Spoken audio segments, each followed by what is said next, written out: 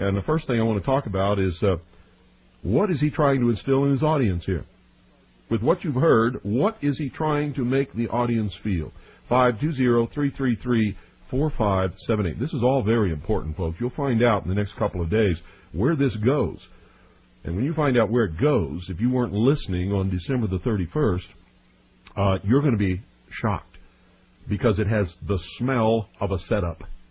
It has the total smell of a setup. 520-333-4578 is the number. Where do you think he's leading his audience? What do you think he's instilling in his audience with what you've heard during those short snippets? And remember, that's the only snippets from the first 45 minutes of the broadcast on December the 31st, New Year's Eve. There's still 2 hours and 15 minutes to go. Can you believe it? 2 hours and 15 minutes to go, and he's already set the stage for something very serious that's going to happen later. 520-333-4578. What did it make you feel like?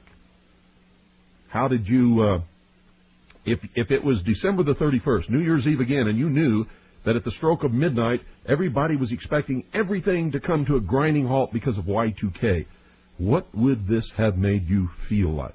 What would be your emotional state right now, if you were to have an emotional state? Yeah, Bill, I'll just chime in with this. You figure that the Austin, Texas area used to be Jim Hightower country, right? Uh-huh. And it's a town in Texas, which, Texas is a relatively conservative so-called state. But I think that Metro Austin is a pretty liberal bastion. Oh, yes, absolutely. Right? It's sort of like... far left wing. Yeah, it's like Madison, Wisconsin South. Yeah. And so you figure, when I realized that there was a lot of, grassroots libertarian-type stuff happening in that town, it just made sense to me that the feds, given what was going on with the Republic of Texas thing, were definitely going to focus on that area and probably try to whip things up. Oh, boy, did they ever. And then, Alex Jones was associated with this guy who was, what was his name? It was the same name as the fellow who was the president of the Confederacy, Jeff Davis. Uh-huh. And I looked at that name and I said, is this guy's name really Jeff Davis? Did his mama call him that? Or did he take on this name to give patriotic people the whiff of, the Confederacy and bigotry? Sure, you're on the right trail. Yeah. So you've done a good job exposing him. Look forward to listening to the rest of the tape. Oh, wait a minute. What did that make you feel when you were listening to that? Well, the same, I've listened to enough, Bo Greit's broadcasts to get a feel for that type of stuff.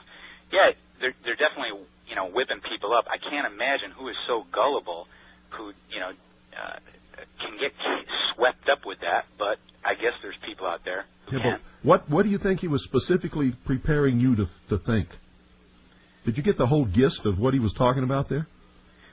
I guess I fail to get what you're driving at, beyond what I've said. What was the main thing that he concentrated on?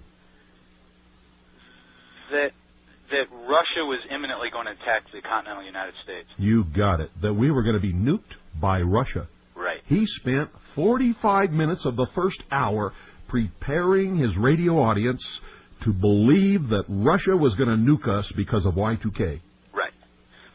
And guess what happened much later? Well, never mind. Let it be a surprise. Okay, I haven't heard it before, so I'm looking forward to it. Yeah, this was a setup from the word go. This guy is not on our side. He's right. a commercial broadcaster, number one. And number two, he was never a member of the Patriot movement at all. All of a sudden, he started picking this stuff up and just running with it. Well, let me get a dig in, Bill. Captain Conspiracy, if you're out there, Dutch told you so. Thank you. Well, it's true, folks. Yeah. Okay, thanks for calling. Yeah. Number's 520-333-4578. What did you think about it? There's a lot of people out there sitting there scratching your heads. You heard it. I played it for you right here. You heard it. What did you think about it? If you were listening to that on December the 31st, 1999, how would that make you feel? What would be going through your mind? What would you be thinking about?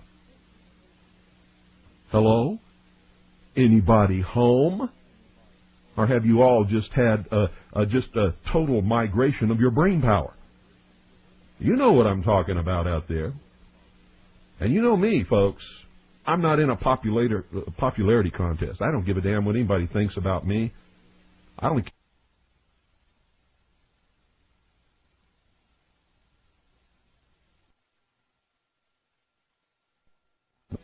And you know me, folks. I'm not in a popularity contest. I don't give a damn what anybody thinks about me. I only care about the truth, period. The truth. And it's about time some of you got acquainted with the real hard truth. What was going on New Year's Eve was whipping the American people up into a hysteria, trying to make them do something that would justify martial law. That's why the military and the federal agencies and the FBI and everybody was all geared up and ready to go. Good evening, you're on the air. Hey, Bill. Yeah. This is Matt from Florida. How are you? Good. Yeah, I think that guy, he was just, I think he's just trying to scare people and get them into a panic. Oh, that was just the beginning, and that's not even, he hasn't even started yet. Mm-hmm. That's just the first 45 minutes of a 3-hour broadcast, and he's just beginning to get warmed up.